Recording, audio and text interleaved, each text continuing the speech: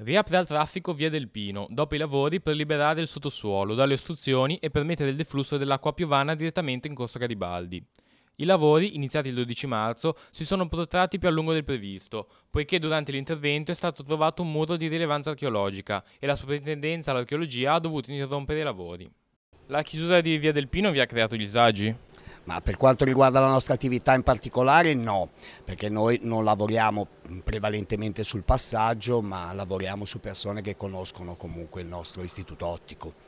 Ma non è un disagio che può essere quantificato, però una maggiore attenzione alle piccole ditte, ai bisogni di quello che è. Hanno chiuso, ma noi non abbiamo, nessuno ci è venuto a dire che chiudiamo la strada per tale periodo, per quanto tempo. Un po' di disagi senz'altro, perché la segnaletica non era chiara e quindi arrivare qui, specialmente all'inizio, anche per i parcheggi, non è stato facile. E la strada chiusa sicuramente ha creato problemi di passaggio, perché è ovvio che le macchine giravano tutte prima della piazza, quindi la visibilità sicuramente si è persa, quindi direi che i lavori sono andati molto per le lunghe, quindi sicuramente un po' di disagi ce li ha creati, senza dubbio.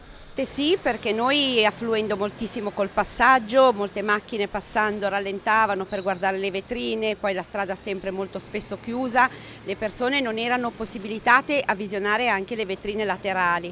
È stata, diciamo, una chiusura importante, ci avevano avvisato che per Pasqua l'avrebbero riaperta, siamo arrivati ad aprire a Ferragosto. Quindi è stato un disagio notevole per noi, senza contare poi che siamo stati penalizzati anche dal cantiere che abbiamo qua davanti, e che purtroppo per lavori delle abitazioni al di sopra, diciamo, dei nostri negozi ci sono sempre queste transenne, e quindi la visibilità, diciamo un po' così, del nostro negozio sicuramente da questi lavori è stata notevolmente penalizzata.